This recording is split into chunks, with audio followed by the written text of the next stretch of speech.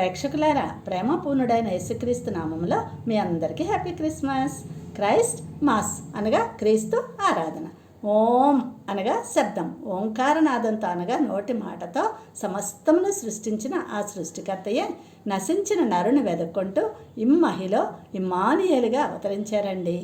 ఆయనను హృదయంలో విశ్వసించి నోటితో ఒప్పుకొని ఆయన ఇచ్చే ప్రేమ సందేశం విందాం రండి. మొదటిగా పరమ తండ్రిని ప్రేమించండి. ఎందుకు?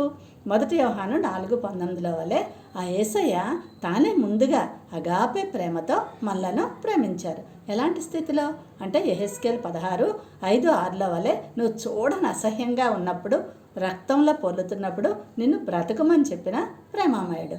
రోమపత్రిక 5:6-8-10 వలె మనం ఇంకనూ బలహీనలము, పాపులము, శత్రువులమై ఉండగానే ఆయన మనల్ని ప్రేమించి తన ప్రియకుమారుని మరణమునకు అప్పగించిన ప్రేమమూర్తిని ప్రేమించడం ఎలా అంటే, ఆయన మనల్ని అమితంగా ప్రేమించి ఆ యేసయ్య మనకిచ్చిన ప్రేమ లేఖయే ఈ బైబిల్ గ్రంథం.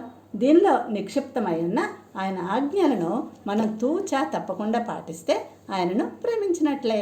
రెండవది పక్కవారిని ప్రేమించండి. మత్తయి 19:19, యోహాను 13:34 వలె నిన్ను వలె నీ పొరుగువారిని ప్రేమించు. ఎలా? తండ్రి మనల్ని ఎలా ప్రేమించారో అలా మనం ఒకరినొకరు ప్రేమించాలి. మూడవది పగవారిని ప్రేమించాలి. లూకా 6:7 వలె నీ శత్రువులను సహా ప్రేమించు.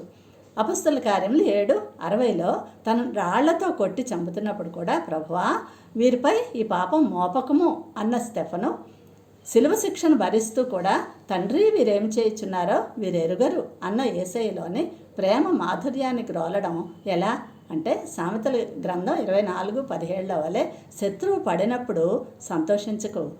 రోమ 12:20 వలె శత్రువు ఆకలిగొని ఉంటే భోజనం పెట్టు. 2 దశలోనికి 3:15 వలె వారు నీకు లోబడకపోతే శత్రువుగా భావించుకో, సహోదరునిగా భావించి బుద్ధి చెప్పు. అదే యేసయ్య ప్రేమకు పరాకాష్ట. Thank you. God bless you all.